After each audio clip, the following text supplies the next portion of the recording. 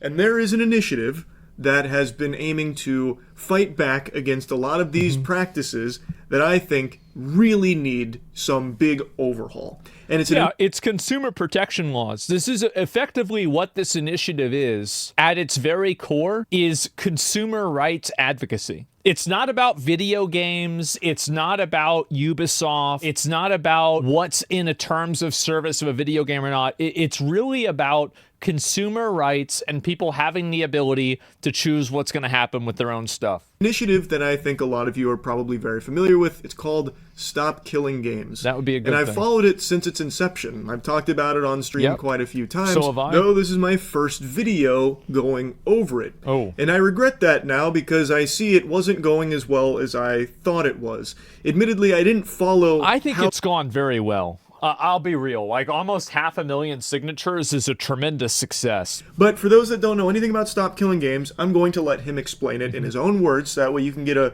actual, correct, informed explanation of what the initiative is. And the reason I say it like that, kind of like fucking all, pinky out, snooty, is because a lot of people don't even really know what this is because of people like Pirate Software completely misrepresenting.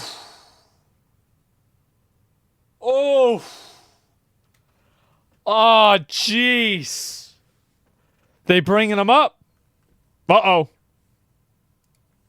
Representing what the initiative was. As a refresher, Stop Killing Games is a consumer movement to stop publishers from effectively destroying video games they have already sold to customers. Yeah. I'll pause right there. The simplest, bare bones, birthday suit, butt-ass naked explanation for what this is. Stop destroying things. The initiative for Stop Killing Games is to serve the purpose of stopping companies from killing games. Okay, I can see that. Yeah, that makes sense. That people have paid money to own. Yeah, okay. I think that is a very understandable, very reasonable take. Very agreeable. Now I want to quickly jump to a different spot in this video because I think it's important to have this in the beginning because it's something a lot of people have heard that comes from someone that is just wrong about it. It's the Pirate Software portion. Ross is addressing the video Pirate Software made many months ago. I remember watching this. Ross even says that he didn't plan on doing that because he didn't want to be seen as using this for drama farming because it would start to make the movement look less of like a legitimate initiative and more of just like drama slop content type thing. But he finally starts talking about Pirate Software here because it's at the end of the life cycle of this initiative and it's not looking promising, so he's willing to do anything to try and set the record straight and hopefully start getting more momentum back to the movement because the damage Pirate Software did to it through his video was substantial. And I remember this video was actually one of the first points where Pirate Software's audience... I have that. What the fuck? What the fuck? Bro, I have that same one.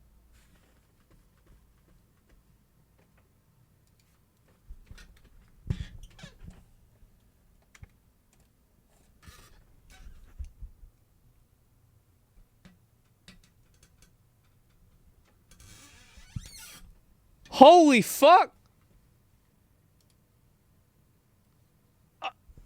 I didn't even know that. Same room. Yeah, what the fuck? That's kind of damn. Is he in your house? I guess so. I guess so. Okay, so anyway, I forgot even what I was saying. Oh, yeah. So this video was very polarizing with Pirate Software's audience. And it was one of the big points where, like, I mean, now people don't like Thor, but, like, back then, people were very positive about him. And that video was one of the first points of difference that he had with his audience. You guys remember this? Not understand what Stop Killing Games is. Here it is in his words. Oh, okay, that's fine. So for those who don't understand, the Stop Killing Games initiatives SKG is basically we don't want single-player games to have DRM that the developers can turn off and thus render the single-player games inactive anymore. This is what they want to change. They need to be specific that they're talking about single-player games that do not need a server to support them. No. And as much as they want it to be about specifically games where it is a single-player game that has always online functionality, it would impact every live service game that exists. Instead of just targeting single-player, always online games. No, that's not what it is. No. Stop Killing Games includes single-player games, but nothing about it is specific to them. He completely made that up, and I have no idea where he got that impression. It's the first line on the website. Stop Killing Games is a consumer movement started to challenge the legality of publishers destroying video games they have sold to customers. But the movement includes all this stuff from earlier, and he was mostly talking about the initiative. Yes. He didn't even get the Cliff Notes summary right. Ross is correct. This has nothing to do with just single-player only games it's also that require an online connection, that when the online connection is severed, you lose access to the game. They need to be more specific in their language about it being single-player, always online connectivity games. When that's just not what it's about. Like, they're not being specific about that because that is not what they are specifically targeting. It's the most It is about the case, whole practice of destroying games that consumers have already purchased and having no end-of-life plans for games that are being sunset. So, for example, The Crew. The Crew is an example everyone is going to reference and talk about because Ubisoft is still currently in a lawsuit battling against it for what happened with this game. Yes. I've yapped about it quite a bit, so I'm not just going to regurgitate that. I'm sure a lot of you already know the story about it. But basically, you buy The Crew, Ubisoft pulls the plug on the servers, you can't play The Crew anymore. Now it's just an old wet dream of what once was. And they are facing a lawsuit. And while this is in the umbrella of Stop Killing Games, it is not the only thing Stop Killing Games is referencing when it comes to this practice. Pirate Software is so hung up on it being single-player games that people lose access to, when that is a component of it, but not the entire focus. Yeah, of course, right? I mean, obviously, that's it. Well, the short version is the initiative is about requiring publishers to have end-of-life plans for games they've sold to customers in the future. So when they shut them down, customers can continue running them without their support. So that's one thing. And this is something that affects online games and also offline games. Or single-player games.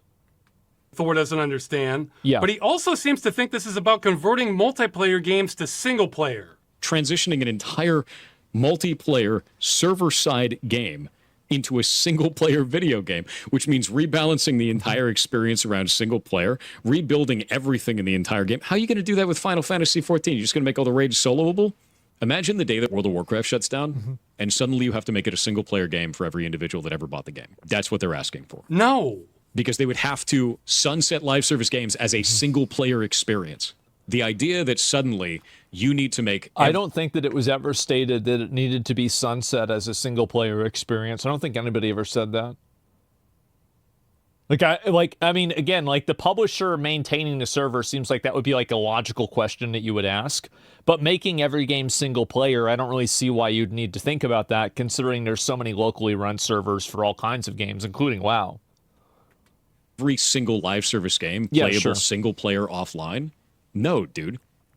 Correct. No. It was implied. This part is more confusing than Finnegan's Wake.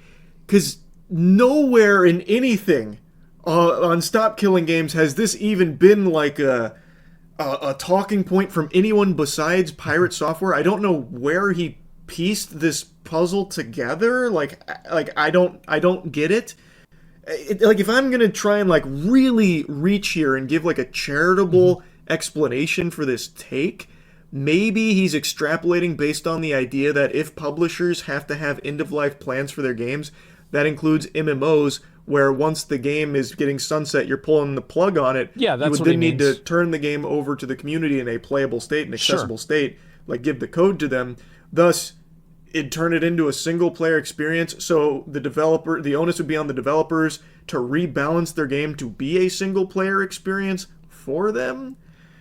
I guess. I have no idea. That still just doesn't make it... I think also another reason why that discussion was happening is that a lot of the conversation around the Stop Killing Games devolved into single-player versus multiplayer and who can host servers and how. Like, it wasn't actually in the initiative, but after the initiative was presented, people were talking about those topics. any sense, but maybe that's the tree he's barking up with that thought process. I really don't know, because Stop Killing Games at no point ever says any of these multiplayer games need to be converted to single player. Yeah, nobody said that. That really is outlandish. And the more I think about it, like, the more nonsensical it becomes, because even in Pirate Software's hypothetical fanfic there, why would the developers need to rebalance the game? They would just turn over the code to the community and just it'd be in that state. They're no longer responsible for balancing the game. That's the whole point. They're not indefinitely supporting it. They would just be responsible of leaving the game in an accessible state to the community while they would shut down the servers on their end. Like, they wouldn't need to go back through with a whole development team and, like, you know, tweak the game to be single player compatible. It just doesn't make sense. Well, like, if the thing is, if you had a community server, then the community server could do that themselves. Like, you have all kinds of, like, WoW private servers that have solo raids and all kinds of weird bullshit in them now.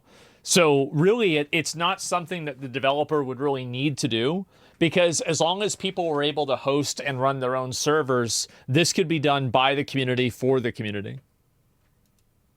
I really do not understand that one. But apparently a lot of people latched onto that talking point from Pirate Software as something that Stop Killing Games was asking for and how unreasonable it was. Which, if that's what Stop Killing Games was asking for, it would be unreasonable. Yeah. But that's not what it's asking for. Nowhere in there does it say that it's directly targeting always online single-player games. Oh, he's so close. He's so close to getting it. It is vague, and because of that, it will impact everyone. Uh-oh. He never has that light bulb moment.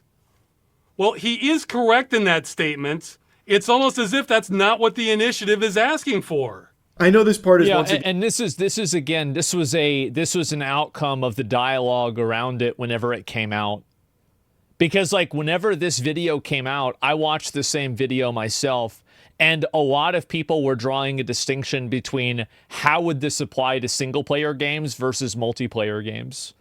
I think that's probably why he was talking about it, but, like, Ross is right that it applies to all games. And it was a dichotomy that was never actually... It was created by the community and not by the actual initiative, if that makes sense. So there was a community conversation about that difference, but the initiative never stated or explained the difference themselves. And just reinforcing that he doesn't know what the Stop Killing Games movement is about. But I have to just show you this because it is so fascinating, because he himself literally calls out that Stop Killing Games at no point explicitly mentions single-player always-online games or anything like that. And for some reason, instead of following the breadcrumbs that would naturally lead him to the conclusion of, oh, maybe I misunderstood. Maybe, because it's absent here, that's not what this is actually about. Instead, he uses it as a criticism against the Stop Killing Games initiative entirely, saying it's just too vague, it's way too vague. The reason it is not explicitly stated there is because that is not what the whole initiative is about. It is not specific. Well, it's also because an initiative like that that is legally defined by a governing body. Like, basically, we're not, like, this initiative is not legal text. The initiative is something that we are effectively trying to communicate to developers, to the government, in order for them to translate this initiative into legal text. And so it's really not about the specific wording, it's about what the essence of the wording is and what the goal is what the goal they're trying to achieve is.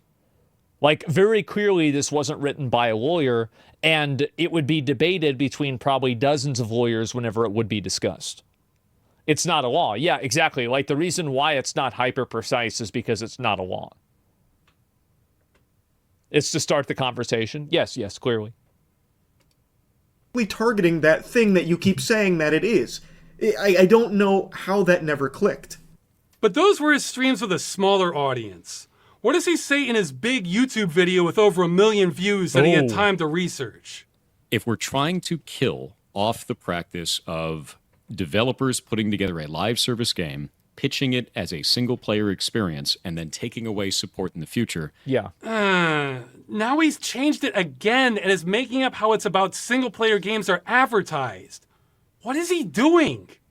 It needs to be specific about the business practice it's trying to defeat, which is specifically companies that are doing this under the guise of it being a single-player game, but adding online-only functionality that is not necessary and doesn't add any gameplay elements. That's the problem. No, that's not it at all. This is a really strong section from Ross here because the clips that you saw moments ago were from his stream.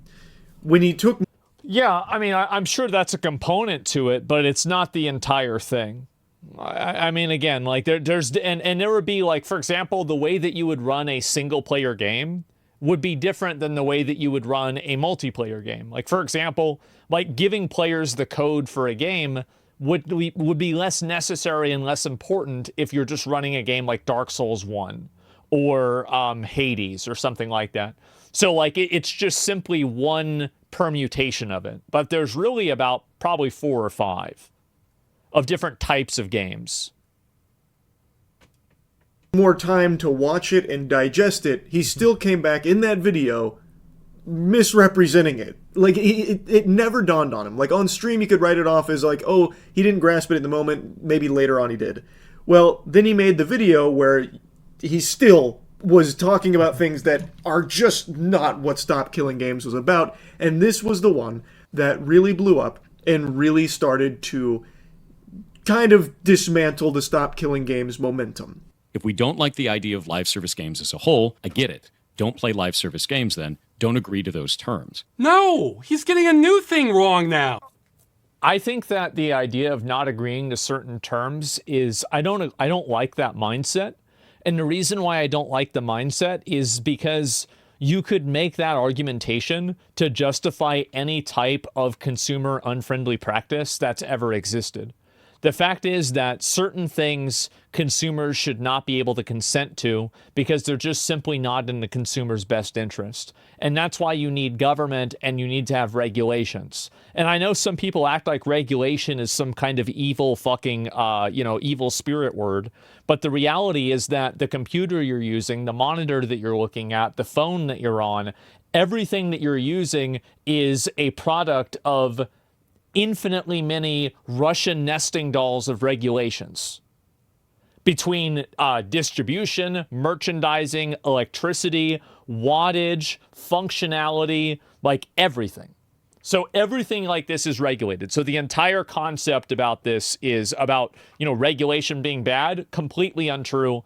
People, again, it's like a fish complaining about water.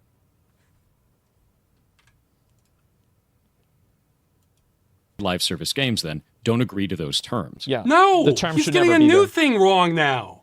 We're not against them existing. We're against them being destroyed with no recourse for the customer. Yeah. Pirate Software then goes on to talk about like the business practice of misleading consumers into thinking that what they're buying is a product as opposed to a license to a product, which is a totally separate thing. And then he criticizes just because they rename something doesn't mean that it's a good idea or that it's good for a consumer.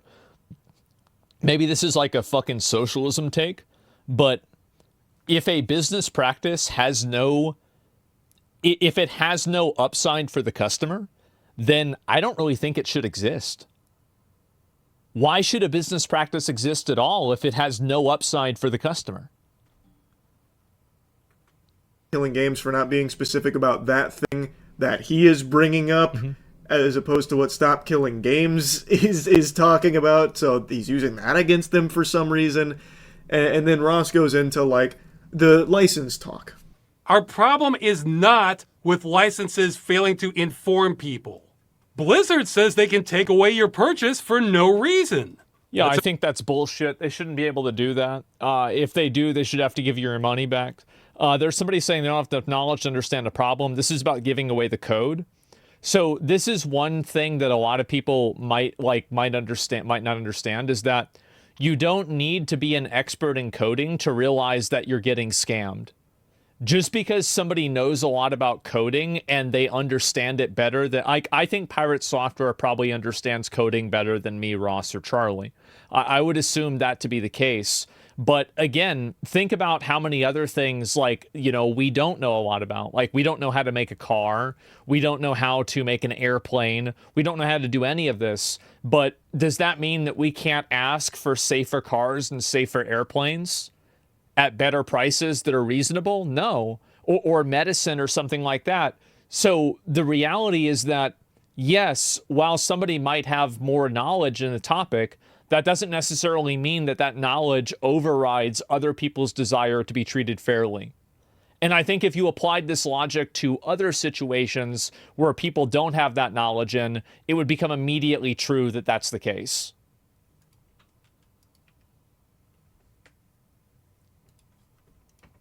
Sounds pretty clear to me.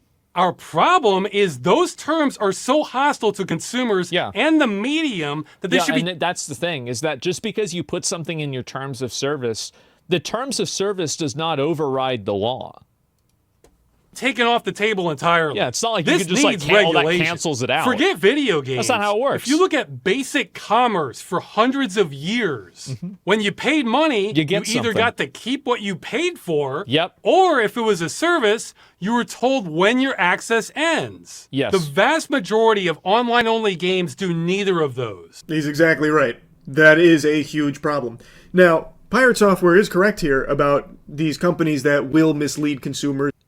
I don't think that Ross's solution to that would be sufficient, because the developer could say that the game will be live for at least 1 year, and then that could give them an out later on, and it would create the same problem. You'd need to have more inclusive language to avoid situations like that, where companies create dishonest timeframes in order to avoid this responsibility. And this is, again, this is something that the lawyers would figure out. But again, this is something that you derive from an initiative. A specific end date? Yeah. Through this fraudulent advertising on what you're actually buying, because in a lot of cases, just require you don't private service own support? any of the shit that you are buying. It is pretty much a rental. You get a permission slip to access the content. That is an issue, and not making it abundantly clear to consumers. I think that entire practice is something that should be reevaluated. A license is a construct. This is a legal construct that's created by people. This is different than ownership. Like, owning something is having it in your hand. A license is something that is theoretical. It doesn't exist in any sort of physical sense. And because of that, I think that we should really reevaluate what a license means. Why is it okay that we've turned every single product into a license that can be revoked, removed, or taken away from you with really no recourse to the customer? Like, that seems like a very imbalanced relationship in my mind. What about a driver's license? A driver's license affects other people's lives. There's a higher standard of conduct that you would require that from. And also, that's with the government. And the government can't just take your driver's license away for no reason, as far as I know. Like, you have to violate certain laws. It's not the same Jesus. Thing. That is what you are buying is a problem, and so too is the actual agreements, as Ross demonstrates with Blizzard, where it says they can just completely terminate it for no reason at all. It really does go against the basic idea of commerce entirely. Video games are in a totally different ball game, and so are movies when it now comes too. To that, because half the time you don't realize that you're just buying an admission ticket to a game. You're not actually buying the game. You also don't know how long that's going to last. Again, to go back to Concord, that shit lasted less 3 than days. a fucking, fucking rainstorm, basically. Like, there is just so many problems. So I don't know why Pirate Software would be so harsh on Stop Killing Games for not addressing specific things that he himself is bringing up. I think the reason why Thor was so hostile towards it is because he thought that it was unfair towards developers, and Thor is a developer, and so he's taking that perspective. Like, I don't think he looked at it from the perspective of a consumer, but he looked at it instead from the perspective of a developer, which, again, that's going to be an unpopular opinion to have, because most people that consume content about video games aren't developers, they're players. The quote developer? Well, I mean, he's still assuming that perspective, right? I mean, like that. I mean, we all know that. Making I try up to be in fair, regards guys. to it. I do. It just I try to doesn't be fair. compute. It really is a video that did significant damage to an actually positive initiative that aimed to help consumers in the video game space. All based on his complete misrepresentation of it, which was a complete mess. People said his perspective was wrong, even if it's from the developer. I didn't say that it was right. The majority of what he said I disagreed with even back then. You can go back and watch the video. And so this is something that I've been completely consistent with the entire time. Also, like, again, I think if a product doesn't exist in a way that's beneficial for a customer, then it shouldn't exist. Like, there are a lot of parasitic types of like contracts. Like, for example, like credit cards are a great example of this. Like, is it in the best interest of the public that the government will legally force you to pay MasterCard or Visa 30% interest? Because again, you've got to keep in mind that all of these companies and all of these rules can only really be enforced by the government. Like, the government are the ones that really make this decision, not the company. The company says this is against our terms of service, but if the government says we're just not going to enforce that, then it effectively doesn't matter. You see what I'm saying? So the issue really is about the government enforcing it. It's kind of like when Nintendo sends somebody a DMCA, the DMCA doesn't come through Nintendo, it comes through the government or the patent office or copyright office of the government. So the government are really the ones that make these decisions. Or choose not to make these decisions. The companies are simply asking them to make the decisions. Try to tell me that every studio needs to run their live service game indefinitely or not want to run one at all, then no one's going to run them. Oh, no! Yeah. He wheeled out that line about publishers having to support the game forever. He was literally watching a lot of people talked about that when it came out. Video earlier where it says it won't do that in big letters. That wasn't enough. We just can't stop gamers from going there, even when we spell it out. That's the last clip I want to show from this section on the pirate software video. It is very simply asking that when the game has reached the end of its life cycle, the publishers, developers don't want to work on it any longer. The vagueness is key for the initiative. Turn it over to the community to still be in a playable, accessible state so the product can still exist.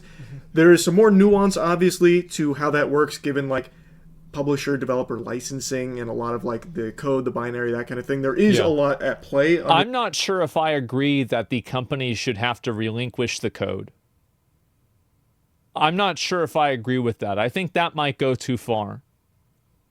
I'd really have to think about that more because there's a lot of proprietary code and things like that. That would make no sense. Yeah, I think that would be too much. As mentioned in the beginning, most of Stop Killing Games hasn't been successful in getting change. And Ross has dedicated so much of his life to this, and it's clearly taken a big toll. It's been a lot. Now he's doing everything he can for this last ditch push to try and help. And there are two big things coming up that can do so. What are they? And it's what I linked at the very beginning of the at the very beginning of the video about the resources in the description. It's in regards to this. One is for the UK to sign a government petition to bring this issue before Parliament. Though, keeping it real, I'm not terribly optimistic about this one, since the government response has been a mess by every definition. But the one that has a lot of power, so much so I think it could change the course of gaming history, is the European Citizens Initiative. Now, I said I'm approaching this like a time traveler because with the trajectory we're on, these are both going to fail.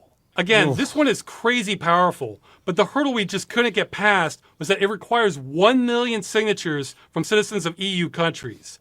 And we've only made it just under halfway. Yeah. What a lot of people don't realize is that in the EU especially, it's almost a state of lawlessness regarding the practice of game destruction. Is that the vast majority of games with an online... I feel like this is the case everywhere. Like, it's kind of like an uncharted territory. Because, like, we're just now entering into the phase of live service products going end of service. Or things that you buy through a license on the internet that disappear. Like, really, it's kind of a new phenomenon. Because, like, in 1995, for example, you would rent, a VHS tape of fucking, I don't know, Ben-Hur from, what do you call it? I don't know, like I'm trying to think, a Blockbuster, that's the one. And like you would just take it and you take it back, right? It's very simple, it's easy to understand. Or you would buy the movie and then you could just simply watch the movie when you would want. And so now you have all of these complexities, and I don't think that the law has caught up to the culture around these complexities. That's fundamentally what the problem is that the technology has advanced way faster than the law has. Environment say they can be terminated at any time for any reason. Or Blizzard likes to say any or no reason. But according to the EU Commission, that might be a violation of Directive 93/13 EEC, which protects consumers against unfair terms and consumer contracts. Yes. So this is again what I was saying. The idea that, you signed up for this, so it's okay, that's bullshit. That's not how it works. If that term is unfair, that means that part of the contract is null and void. He goes on to explain how powerful that can be because of what a mess that is. Because there is so much gray area with how the video games currently operate in regards to those protections, it would be a legal headache that would require an analysis of the laws or implementation of new laws that could lead to, hopefully, an improvement. And that's the goal. But that's not something that anybody in this video would be able to do. This would have to be defined by people that have extensive understanding of copyright and IP law. And basically, lawyers and politicians would have to come to this conclusion. The initiative is just simply to bring awareness to the issue. It's basically saying we have a problem, but it's not giving a solution. Comes to gaming. So the big hurdle was the signatures, needing 1 million, and currently it's at like 460,000, so it doesn't reach the threshold. I've been very vocal from the very beginning about how little faith I have in petitions, but that's just from the perspective of an American. In America, petitions are more worthless than toilet paper. You're better off just writing what you want on a note to Santa Claus and shipping it to the North Pole than you are doing anything with a petition in this country. Is there tariffs there? I don't know how different it is in the EU. Maybe it really is this powerful there that could lead to I think it's very obvious that the European Union is more progressive about creating digital consumer protections. And I think that they are about probably 10 years ahead of the United States. And that's a good thing. So if it's going to happen anywhere, it will happen in the EU. Substantial change and improvement when it comes. And by the way, this is something that makes things better for everybody too, because as soon as this is made available and made evident to everyone, then we can all see, hey, yeah, by the way, this is actually something that's very beneficial. This is something that's great. And it also the companies, if enough countries have laws against these types of practices, then those types of practices become non-commercially viable. And as soon as that happens, that's whenever games change for everybody. The games and preservation and all of what we've already talked about. I think EU does a really good job on this. I mean, that's really all that's left for the Stop Killing Games initiative, which sucks, but that's the position that it's in, unfortunately. And I wanted to talk about it because I really want to see something change with the games industry.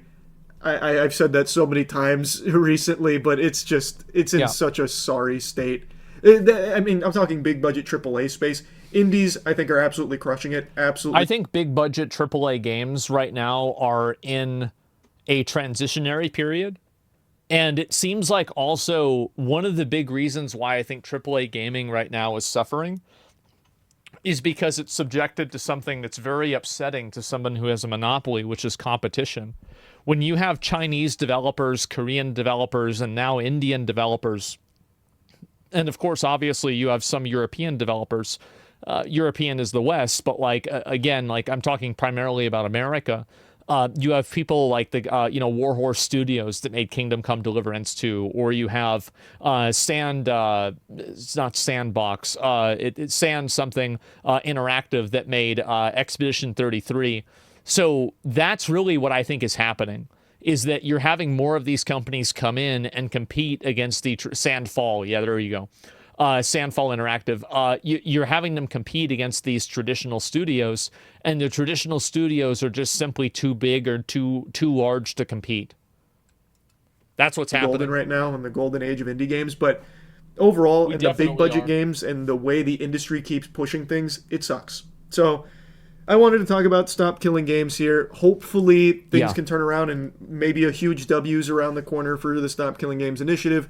We'll see. But anyway, I want to commend Ross for his hard work spearheading all of this for so long. Ross has done a great job. And that's really about it. See ya. Yeah, no, I think this is definitely true, and I'm very glad to see this. I think this is it's a great thing, and I'll also link the petition so you guys can take a look at it as well, and we can get an idea of how many people are actually signing this. And so, where is it? Right here. There it is. 50. Wow. So now it's actually, I guess it's achieved a second wind with this new conversation about it. And there's the thing right there. If you're a European citizen and you care about this issue, again, the solutions provided by Stop Killing Games might not necessarily be what the most reasonable and the best solutions could be, but at the same time, it's something that, at least is a good start. Well, anyway, thanks for time for telling people, and obviously, Ross responded, takes time for telling people about this, or anyone didn't want to watch the video about it. We require EU publishers to having end-of-life plans for the company, and I think Pirate Software responded to this on Twitter, didn't he? Been reading through all the posts against me on my stance against Stop Killing Games initiative. Tons of people calling me a liar, that I misrepresented the initiative. Also, lots of content creators dogpiling to get their pound of flesh. So let's dig into what I said. I put out 2 videos. Monetization on these videos is disabled, so it's not a ploy to increase revenue. In the first video, I go through what an initiative is, how it's not a law, and how it's starting the entire process. Bring up the crew. Okay, so I also harshly critique Ross Scott's wording in the videos because they disparage the lawmaking process and the lawmakers, which doesn't benefit players or movement in any way. Sure, that's fine. I think this is all kind of beside the point, but sure. I mean, you're going to have a million debates and arguments about like what the right way to say things is. I can see why Pirate Software said this. Other people could see it as tone policing. It's really not relevant. And so let's just move past this. Talk about potential scenarios where a studio could be abused if it was implemented as written. Yeah, sure, right, and again, right, it's not a law like you said earlier, so that's the case. To recap, my main issue with this initiative is that it's broad in its approach to change the industry, and the exact language of the initiative, not the FAQ, requests that all games stay in a functional, playable state. This is not feasible for all games at a technical level and could potentially restrict developers from making online-only games like MMOs.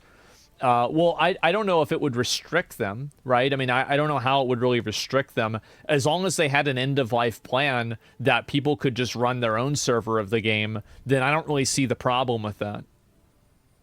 Yeah, I'm not really sure about that. Then don't make games. And also, like, by the way, I mean, maybe there are some things that shouldn't exist in a certain way because, it's just not something that's good for the consumer, right? I mean, I think that's the main thing. And let's go back over here. Thor ignores private servers, the irony. Well, private servers, and here's the thing with private servers, is that how do you handle, like in my opinion, this is the way that I see things, okay? And I'm talking about this ideologically, is that when when you make a game and you cease to provide service for that game is now effectively abandonware. There's no way that a consumer can produce or play this game themselves. And I think in the case of abandonware, I think it's totally morally and ethically justified to recreate abandonware on your own. Because again, you're not taking money away from the publisher or the developer. The IP still applies. I don't care about that. I'm talking about the way I think it should be. Like, I think IP law in the U.S. is overly restrictive. I think it's way too restrictive. So I'm talking about the way that I think that it should be. I don't care how it is. I'm thinking about what is ethical in my view. I think that if you sell somebody something and you are selling this as like a product, and then the product ceases to function, the person should either receive their money back or they should have a tool to continue gaining the value out of that product. I think that's just fair. That's it. And like, again, like you don't need to, like, it's not about the law. It's not about copyright. It's not about anything else. It's just simply about very, very simple ethics and what is fair. And that's the way I see it. That's what I think is fair. And obviously, I think that really kind of depends on, like, you know, who you ask or whatever. But that's generally what my viewpoint on it is. That's called a guarantee policy. Yeah, exactly. Copyright's long, and you should lose copyright if you don't provide the service anymore. It's ethical. Yeah, I think so too. And you could even have, like, I would be willing to compromise with a grace period. I would be willing to compromise with them, ensuring that the service will be back up within a period of time if they're making a remaster of it or something like that. Like, there are, and again, this is something that they have to figure out legally, because this is very complicated and very prickly legally. Of course it is. But I think that at its core essence, this is something that I support. For this, the games they're publishing are all playable offline anyway, because they're gameplay loops and are only based on the interplay interaction. Oh, this is about Thor and what he's doing. He's working. I didn't like Blizzard. I was working at Blizzard. Okay. I've been working with a discourse about it on stream. I never took my videos down, and I have not discussed the initiative in the 10 months it's been since they released the videos. So yeah, for those who scream he's doubling down, yes, I damn well am. I don't give a shit about this initiative and what it means for games developers and players in the future. To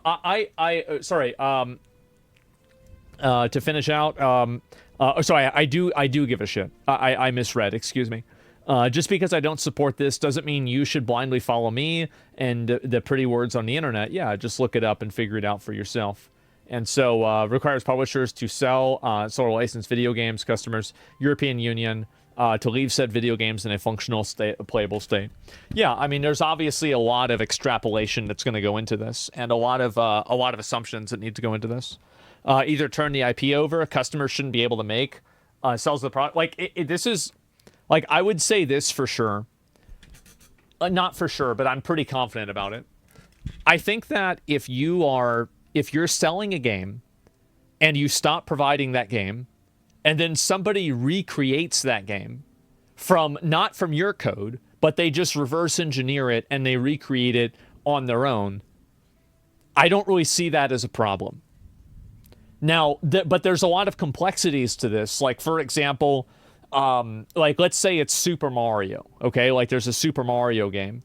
It's not, like, let's say it is. It's still IP theft, right? And so if you have a game and it's using certain IP, and then that IP is still held by the developer because of different games that they have that they're currently doing, that makes things, like, do you see how this makes things complicated? This does, it does very much make things complicated. And this is why you need a bunch of lawyers and people to, like, really figure out, like, what the right option for this is. And in my opinion, I think the first step is doing this for single player games, right? And I know people are like, oh, that's what Thor said. That's not what it's about. I understand that. But I think that the first, cleanest, easiest, basically bottom of the totem pole, easiest solution is games that can be playable offline should be made to be playable offline. Like MMOs, that's like the last boss. Let's worry about the trash mobs first. That's what makes sense to me. That's the first hurdle. Yeah, exactly. That's why you need to be specific. Well, the problem is that an initiative like this is not about being specific. It's about identifying a problem, and then it's presented to lawmakers, and then lawmakers are specific in how they address the problem. It's not up to the initiative to be hyper-specific and use legal terms in order to explain this. Basically, they're not responsible for when solving the problem, but they are responsible for identifying it. And that's basically it. Suck to Charlie and Joseph Hayes. You're mad at me for being a dick to Ross. I'm sorry for that. Developer side has been constant battle with people online for a decade. Online only. Movements like this showcase how little the general public understands about game development, modern gaming architecture, and online games as a whole. Functional, playable state. Sunsetting has already met with responses diminishing the effort needed to do that. It's not a simple hurdle to overcome, which is why I don't like the initiative. Yeah, it's complicated. I mean, and this is the thing, is that it's very obvious that this is a problem that video games have right now. And I think that this problem isn't really exclusive to video games. I think that it's true with all types of digital media. And right now we're in a very weird transitionary period where the world at large doesn't know what owning digital media, what the world doesn't know what digital ownership means yet. People think that they have the solution with blockchain. Other people think that they have the solution with just regular licenses, and other people think that they have the solution with physical media. But right now, the idea of what is ownership in the digital age is up for debate. And nobody has a definitive answer for this. Now, this is a problem that I think everybody agrees with, but that's it. You have to admit Pirate was misrepresenting. He was. Undoubtedly, he was misrepresenting it. Pirate attacked a guy's initiative based on points Ross never made, then doubled down on it. That's the issue. Yeah, I think it's fair to criticize that. I mean, sure. Yeah, and I support the initiative. So, I mean, obviously, there's disagreements and differences, but obviously, those differences and those disagreements are stated, right? So it's like, that's, yeah, for sure, definitely. I'm more personally concerned about user authentication. There has to be a source of truth for who owns the account. Do they continue to host the user database in the authentication server, or should everybody lose their data? It's not impossible. It's just not super simple. I think that the solution to that would probably be that at the end of service, the data would be transferred to a local account, and then it could be uploaded to a community server. So basically, at end of service, all of that user data is then communicated to the player. Like that in my mind, like, so how would you solve that problem? That would be my first draft of how to do it. Now, maybe that's not the right option, but like that would be like, if you're asking me right off the top of my head, like, how would you solve it? That would be how I'd solve it. How is digital ownership up for debate? Wouldn't the logic of physical ownership apply to digital ownership? I think so. No, because digital ownership is oftentimes not ownership, it's licensing, which is what the difference is. It's like Photoshop or something like that.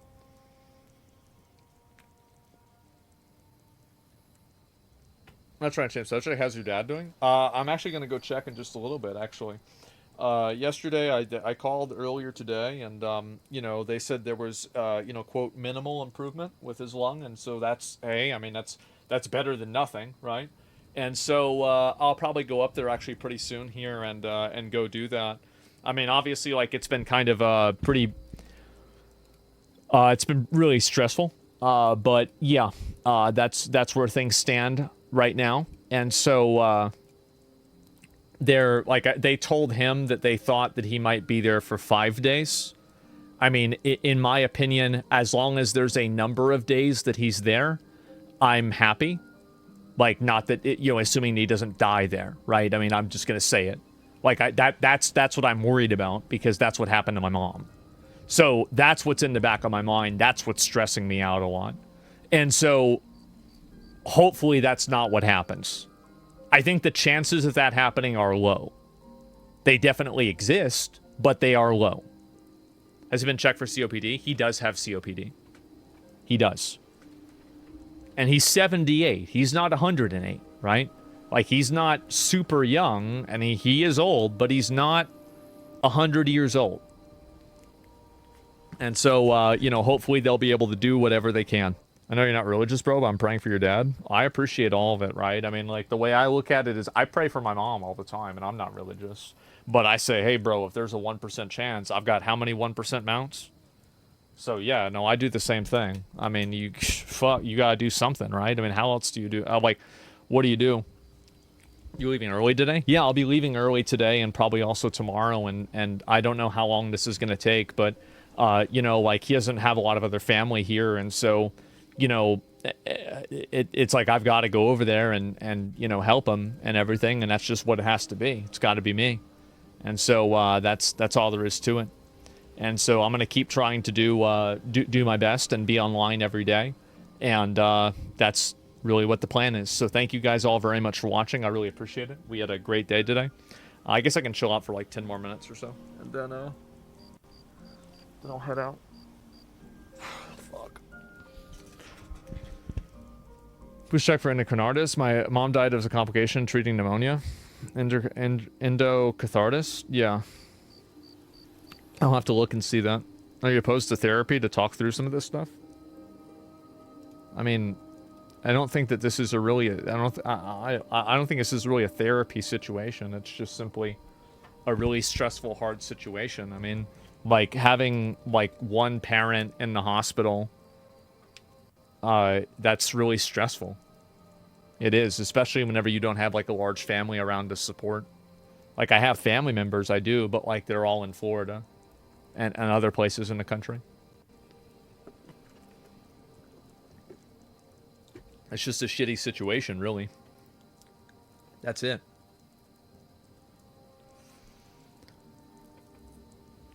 This definition of a therapy situation, it's not a weak thing or anything. Yeah. Is home care possible? We'll see what happens. I think that in the future, I'm probably going to look to make sure that, I mean, because the odds are, I mean, if he gets out of the hospital from this one, he'll probably have to go back eventually, right? And so how to approach that in a better way next time, I don't know. Yeah, so one day at a time. Yeah, I'll have to figure it out. So, yeah, that's is your dad's spirit high? Whenever I first came over yesterday, like not really. But then, you know, I think things kind of improved as I was there for a while and everything. But it's you know, it's a lot of pressure on me, and you know, I didn't even get home yesterday until 2 a.m. So I'm, you know, I'm really kind of spread pretty thin right now. But that's just the way it is. And I still try and go live and do everything that I can. So thank you guys all very much for watching. I really appreciate it. And I will be back on tomorrow. All right, boys. Peace. See ya.